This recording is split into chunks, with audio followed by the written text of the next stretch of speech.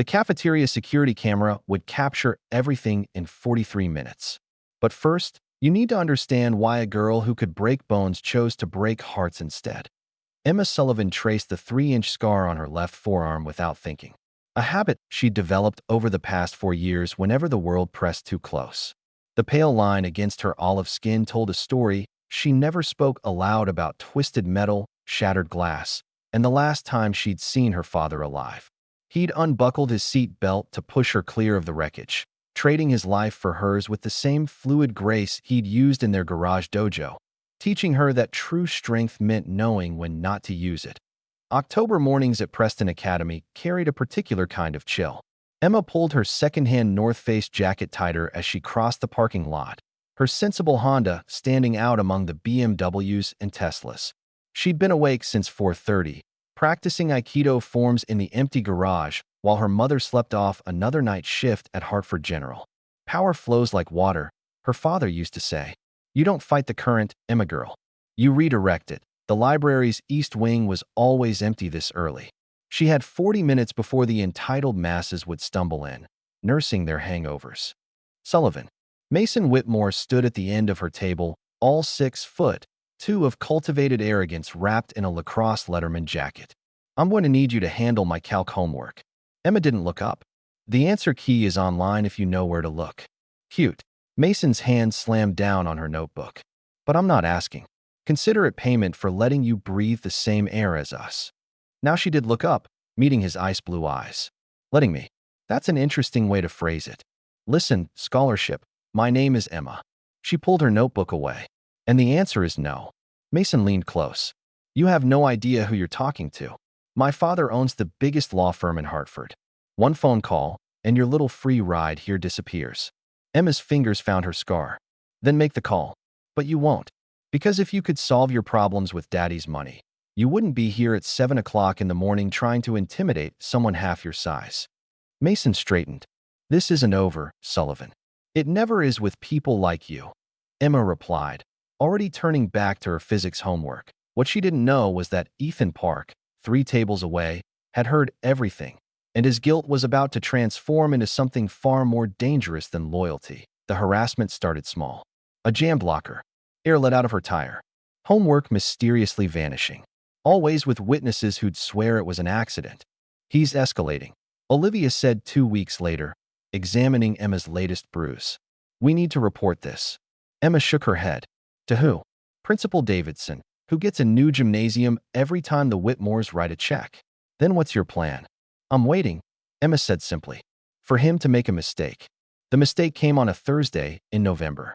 Emma was walking to her car after debate practice when footsteps echoed behind her. Going somewhere. Mason emerged from behind a pillar, his crew spreading out to block her escape routes. I need to get home, Emma said evenly. See, that's your problem. Mason stepped closer. You think you belong here?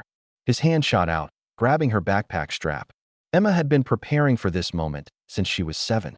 She turned into the pole instead of resisting, using his momentum against him.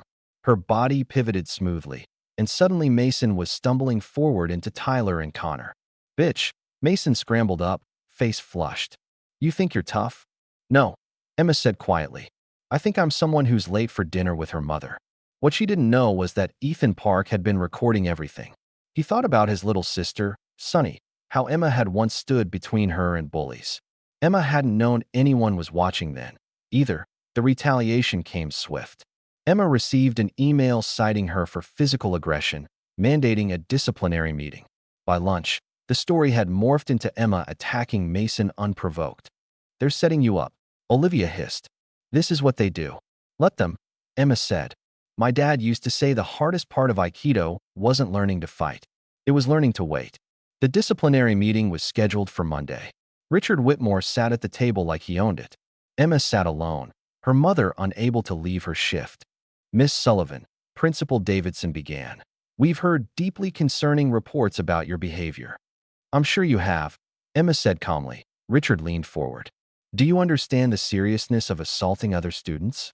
I understand self-defense law in Connecticut, Emma replied. I understand that when someone grabs you against your will, you have the right to protect yourself using reasonable force. The door opened. A middle-aged Korean man walked in. Apologies for my lateness. David Kim, attorney at law. I'll be representing Miss Sullivan. Richard's eyes narrowed. This is a school disciplinary meeting, not a courtroom. Funny, David said, because it looks like you brought backup. He pulled out a tablet. Would you like to see the video of your son attacking my client? Or should we skip to discussing Title IX violations? The room erupted. Finally, David spoke again. Here's what's going to happen. This disciplinary action disappears. The harassment stops. And if I hear so much as a whisper about retaliation, I'll file a suit that will make your donation history look like pocket change. Outside, Emma finally breathed. Mr. Kim, David, your father saved my daughter's life. Not from the boyfriend, from what came after. He taught her to be strong without being violent. I don't know how to thank you. Graduate, David said.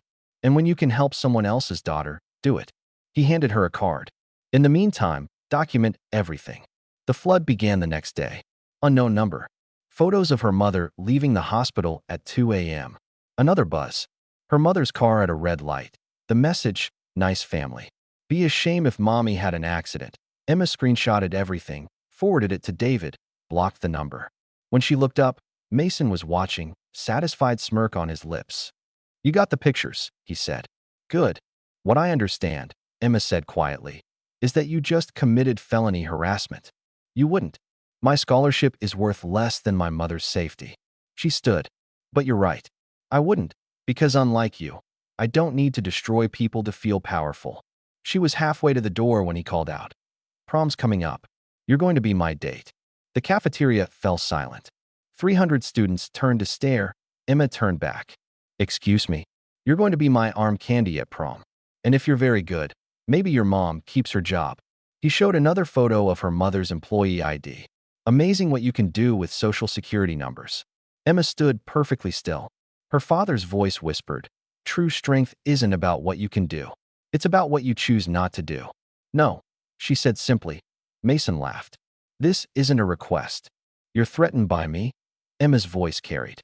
By the fact that I won't bow down, won't pretend you're anything more than a scared little boy playing dress-up in daddy's power. Students gasped, pulled out phones. You think because your dead cop daddy taught you some moves, you're untouchable? The mention of her father should have triggered anger. Instead, Emma felt strange calm. I think you're about to do something you'll regret. The only thing I regret is not putting you in your place sooner. Mason lunged. His hand shot behind her, fingers finding the strap of her bra through her shirt, yanking hard. Recording me, bitch? Let's give them a show. The crack of elastic echoed like a gunshot. 4 years of training took over. Emma pivoted, using Mason's grip against him. Her hands caught his wrist and elbow, applying pressure. Mason's eyes widened as he went airborne. He flew in a perfect arc before crashing onto the cafeteria floor. The crack wasn't from the floor. Mason screamed. His right arm hung at an impossible angle, collarbone snapped. His left shoulder was dislocated. Emma stood over him, hands at her sides. She hadn't thrown a punch. She'd simply redirected his violence. Everyone saw it. Ethan Park stepped forward, phone high. He assaulted her, grabbed her bra strap. That's sexual assault. She defended herself. He looked at the crowd. I've been recording them for 2 months. Every threat, every plan. I've got 40 hours of footage. The cafeteria erupted. Nobody moved. Vice Principal Rodriguez surveyed the chaos. Someone call 911. Already did. Olivia appeared at Emma's side. Police and ambulance. The next hour blurred. Paramedics loaded Mason. Police took statements. Richard Whitmore's Mercedes screeched into the parking lot. Hashtag Preston assault was trending nationally. Where's the girl who attacked my son? Richard burst in. Your son, David Kim said calmly, is being charged with sexual assault. The girl who defended herself is my client. She broke his collarbone. Richard snarled. That's aggravated assault. Actually, Judge Rebecca Hayes walked in. It's textbook self-defense. She pulled out a tablet showing the video. Your son grabbed an undergarment of a minor in a sexual manner while saying, let's give them a show. The fact that she defended herself expertly doesn't change that he committed sexual assault.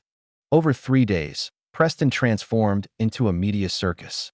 Hashtag bra strap defense and hashtag Aikido girl trended. But Ethan's full video release changed everything. 40 hours of Mason's crew planning harassment like military operations. Richard Whitmore appearing in clips advising his son on applying pressure without leaving evidence. The most damning, Mason and his father in their study. "Make her come to you," Richard said off camera. "Make her beg. What if she doesn't?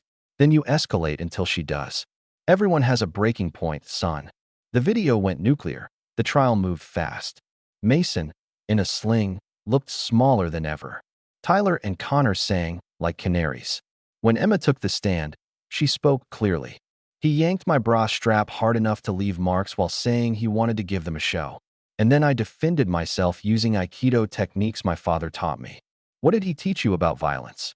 That true strength is knowing when not to use it. That you use only the force necessary to stop the threat. The verdict: guilty on all counts. Mason got 8 months in juvenile detention and sex offender registration. The civil suit followed. David filed against Mason, Richard, Preston Academy, and the Whitmore firm. By mediation, Richard's firm was hemorrhaging clients. $2 million, Richard's attorney said. "That's our limit." "2.5, David countered. And a public apology, full page in the Hartford Courant and New York Times. "That's extortion. That's accountability," Emma said. "Something your client should have taught his son." They settled for $2.50 million. Emma found the right building. An old auto shop in Hartford where kids needed safe spaces more than Starbucks. She paid cash. The Sullivan Dojo opened on a rainy Tuesday. Emma expected a handful. Instead, 50 people waited in the drizzle. The first student was Isabella Chun, 14, with fading bruises. "I saw the video. My stepfather grabs me too." "We'll start with stance work," Emma said gently. "Balance first, power comes later." Within 6 months, 200 regular students. Emma hired instructors, partnered with shelters, worked with police. Mason served 6 months, moved to Vermont. Richard's firm dissolved. Ethan got into MIT early, started a nonprofit teaching cybersecurity to survivors. The letters came. Hundreds. Stories from across the country from people who'd found strength in her story. "Dear Emma," one read. "You don't know me, but I was there that day. My boyfriend had been getting rougher. Then I watched you defend yourself without hatred, just necessity.